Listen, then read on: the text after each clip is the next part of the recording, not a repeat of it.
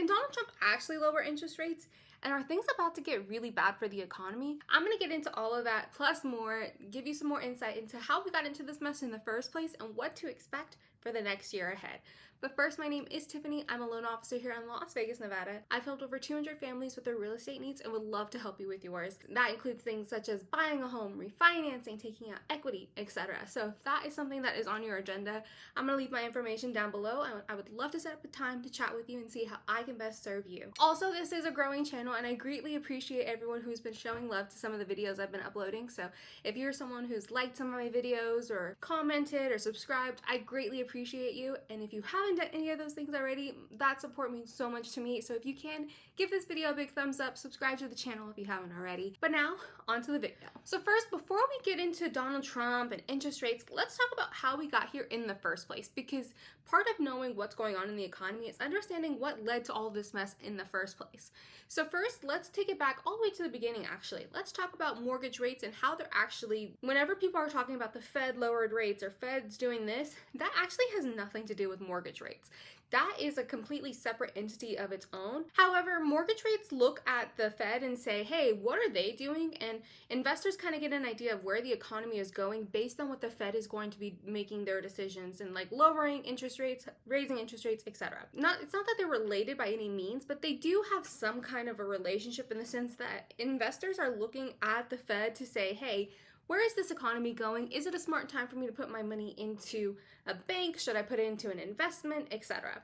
So that is where interest rates come into play. Now, let's talk about how we got to basically record high interest rates that we're at now. If you were basically not living under a rock in 2020, you would know that COVID was a huge devastation on the economy. With many states shutting down operations for weeks to months, depending on where you lived in the country, there were economies that were totally devastated by the lockdown policies that COVID brought on. But basically what happened was the Fed saw this as an opportunity that, hey, if we don't try to self-correct the economy, then we might be leading ourselves into a depression. In a totally unprecedented move, the Fed decided to bring down their interest rates to basically zero. So it was super dirt cheap to get a loan.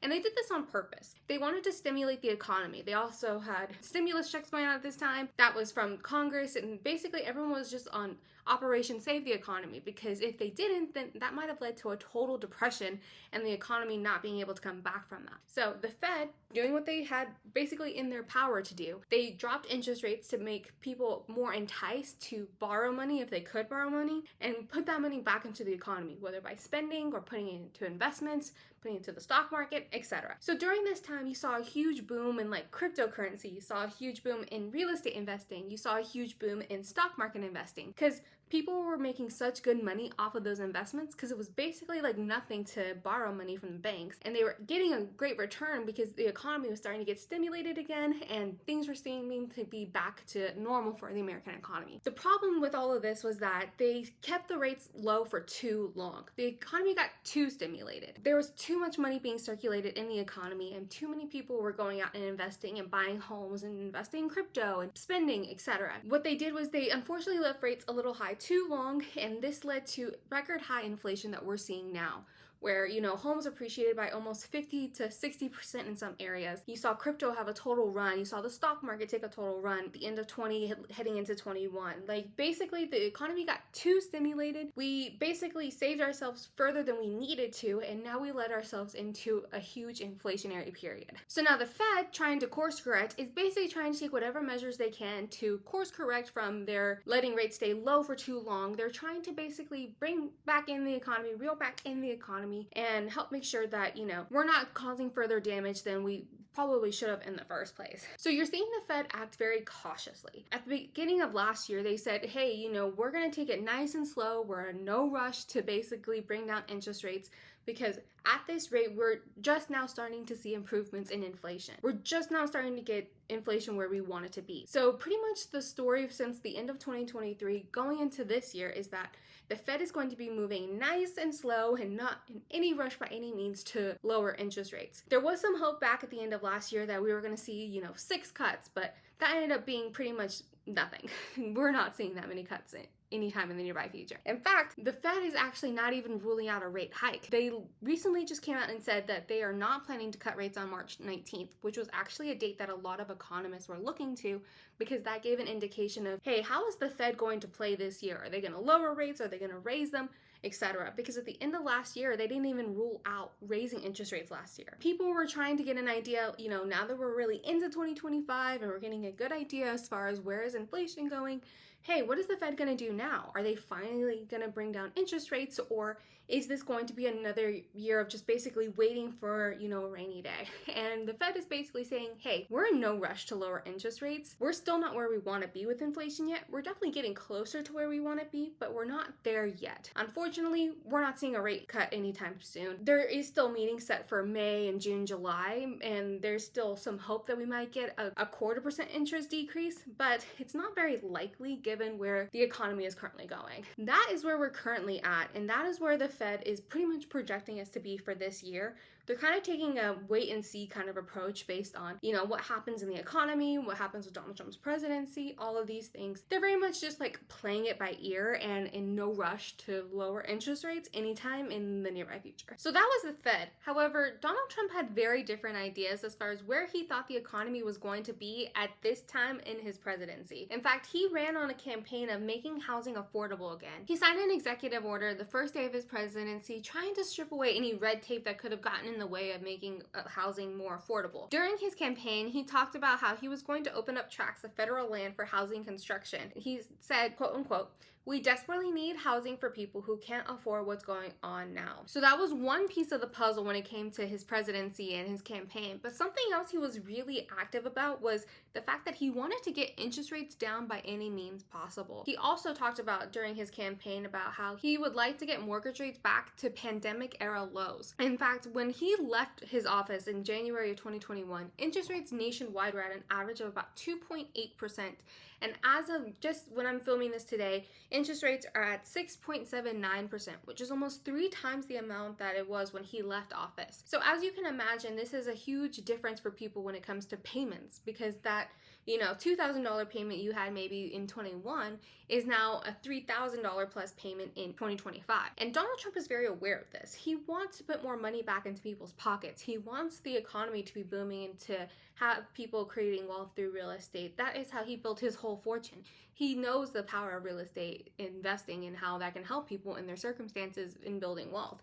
So that was something he was very strong about in his campaign, was that he wanted to make housing affordable again. He wanted to get interest rates back down. He was willing to do whatever it takes, opening up land, removing all this red tape, etc. So that is something that is very important for Donald Trump. In fact, an article from the New York Times quoted Donald Trump as saying he will deliver his promise to make housing affordable again by defeating historic inflation and reducing the mortgage rates. Apparently, his plan was to basically ban mortgages for illegal immigrants who drive up the price of housing, eliminate federal regulations driving up housing costs, open portions of federal land with ultra-low taxes and regulations for large-scale housing construction. They argue that the cost of new homes will be cut in half, and Donald Trump will end that housing affordability crisis. That is a direct quote from someone on Donald Trump's team at the time of his campaign. Even though that is his goal, there has been a lot of skepticism of whether or not he's actually able to make that happen. In another article from the New York Times, there is someone who is directly quoted saying,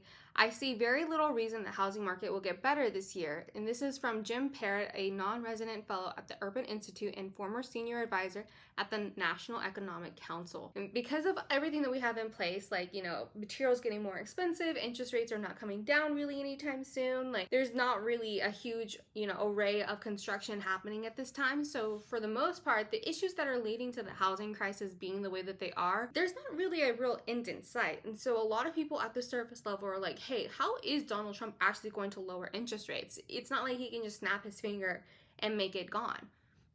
But can he? So now what you're seeing in the economy is pretty much a battle between the White House and what they want and the Fed and what they want.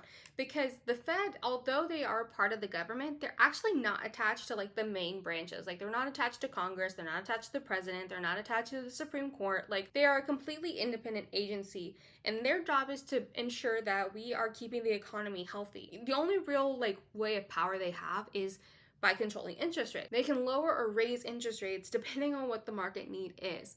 But this makes things very complicated for the president to try and put his hand in the interest rate bucket because he doesn't technically have any real control over the Fed. They operate completely outside of the normal branches of government. So it's not technically in his jurisdiction to tell the Fed, hey, you need to lower interest rates, even though that's basically what he's trying to do at this moment. So like I mentioned before, the only reason that the Fed lowered interest rates to record lows was because they thought the economy might be heading into a depression if they didn't. In fact, that is the real way that they control how the economy is doing is, hey, if things are looking really good and it's starting to get a little out of control price-wise, they basically raise interest rates to make less people interested in buying and putting into the economy. However, if things are looking really bad and it looks like people are starting to get out of the market, things are looking really bleak, then they lower interest rates because they're like, hey, maybe this will get people back into the market. This will get people back investing and spending and all of these things. It's really only done when they think that the economy is going to do badly. That kind of leads me into where I think Donald Trump is going to take the interest rate battle that's currently going on. Because he doesn't have direct control over the Fed, he can't demand them to lower interest rates. But what he can do is make the economy bad so that it's forced to act in the way that he wants them to, which is to lower interest rate. What's really interesting is just recently Donald Trump addressed Congress and gave a huge 90-minute, ordeal of what he wants to accomplish this year and the plans that he has for his presidency. And he talked about, Doge, he talked about cryptocurrency, and he talked about a few other things as far as basically shedding the fat. But something notable that he missed was the fact that he did not talk about the real estate market at all. And this was something that he ran his campaign on. So a lot of people were confused about, hey, I thought your big thing was making housing affordable again. But the only thing he mentioned in that whole speech was the fact that rates are still hovering around the 7% mark and are expected to remain between 6 to 7% in 2025 and 2026. And he only mentioned this in passing when he was referring to his goal of bringing down costs to Americans. This wasn't even a main part of his speech. And a lot of people actually found that really alarming. They were like, did Donald Trump forget his promise to us? Does he no longer care about housing? And is this something that, we're going to have to deal with for some time now? He said 2026, rates are still going to be in the 6 to 7% range. Is this something that he's now breaking his promise to us? But what I find interesting about Donald Trump is that he's kind of like a toddler in the sense that, when he's quiet about something, he is basically stewing on it for later, trying to find a way to make it happen so that he can get the result that he wants by any means necessary. So I think that his silence here is not necessarily him forgetting about anything. I think that this is him basically trying to work out in the background before he tells everyone, hey, this is what I'm doing. But I don't think there's any mistake about his intentions here. I think he is very aware of what he's doing, and this is actually part of his goal to bring down interest rates. In an interview that he recently did, he talked about how he is not ruling out a recession. And this caused the stock market to go into total disarray. In fact, at the beginning of this week, the Wall Street had its worst day in 2025 with the S&P index falling 2.7% a day after President Trump refused to rule out his aggressive trade policies that could cause a recession. If you don't know, the tariff talk is still around. There is now very concrete, plans forward for him to put these tariffs in place. A lot of people were like, well, will he not? Because that's going to make things more expensive. And if things get more expensive, then that means that the economy is going to get worse. I think that as much as people thought that this was a bad thing, I actually think that was part of the plan all along. In fact, I think that these tariffs are twofold. The tariffs are, one, in part to make sure that we are more self-sustainable as Americans. So, one of the countries that we are planning to enact a tariff on is Canada, which is where we get 70% of our lumber from. But recently, Donald Trump basically tried to remove any red tape from using American lumber, stating that we have more than enough resources to use our own lumber. We don't have to rely on Canada. He knows that it's going to be a process to basically switch over all of our construction from using Canadian wood to using American wood. That is going to cause a short run, rise in the cost of lumber, which is going to basically rise the price of anything that uses lumber, which is housing, especially new construction housing. That is something that he's very aware of. So it's twofold in the sense that he knows that this is going to be a short run, increase in prices, but also too, he does want us to be more self-sustainable. He doesn't want us to rely on foreign goods when we have perfectly good wood here in the United States. Furthermore, that again is going to cause an increase in prices so that anyone who is involved in the real estate industry or involved in the process of building a home, like you're a construction company, if you work for remodeling, if you're a flipper, etc., anyone who works in an industry related to real estate is going to be suffering the rise in those prices for the short run while we figure out how to become more self-sustainable. But this is going to cause a little bit of turbulence, which is something actually Donald Trump is okay with.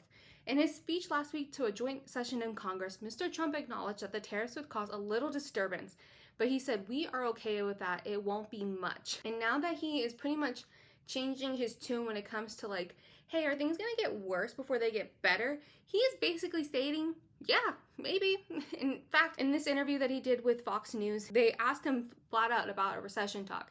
And he said, I hate to predict things like that. There is a period of transition because what we're doing is very big. We're bringing back wealth to America, and that's a very big thing. And there are always periods of it where it takes a little time. It takes a little time, but I think it should be great for us. Basically insinuating that, hey, it's going to get a little worse before it gets better, but I am working on the long run solution here of trying to build wealth back in America and try to make us more sustainable again, versus us relying on foreign powers instead of us, running the same, game that we've been running for the last few years with the interest rate hikes, and basically trying to foresee into the future of what is needed in order to get the result that we really want, which is lower interest rates, making things more affordable again, and putting more wealth back into people's pockets. So I think all of that's to say, Donald Trump is very aware of what he's doing. He is purposely making things worse before they get better. And not only because he wants us to be more self-sustainable, but because the worse that our economy looks, the better it looks for the Fed, in the sense that if we're going back into a downward trend as far as the economy, then the Fed now has more reason to lower interest rates. So the worse that we're doing economy-wise, the better that we have a chance that interest rates actually start to get some kind of relief into this year heading into next. So final thoughts. I think things are about to get a lot messier before they get a lot better.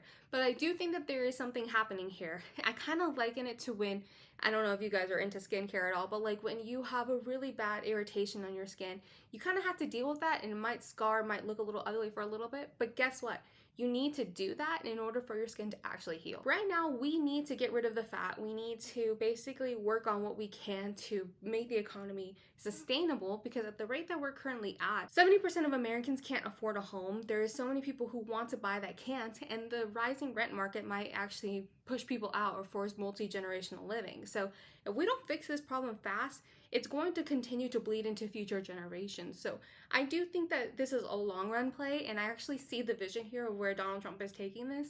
I think that this is actually a good move, but it's going to be messy for the foreseeable future. It's going to force us to, kind of get out of what we're comfortable with and force us not rely on as much of foreign stuff, but force us to become more self-sustainable, bring jobs back to America, bring wealth back to America, and hopefully build innovation when it comes to homes. Because if it takes us a while to figure out the lumber situation, like I mentioned in another video, which I'll go ahead and link here, maybe we need to get more innovative with how we build homes, or maybe we need to look at other alternatives to build homes so that we can increase the supply and bring down the pricing of homes in our country. I think this is all going to work out for the good. However, I do think this is going to get messy before it gets better, but it's kind of needed. We are basically toughening up, we're getting rid of the fat, and we are moving forward as an economy, even though it might be a little bit messy in the short run.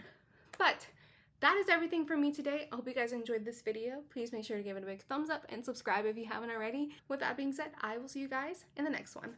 Bye!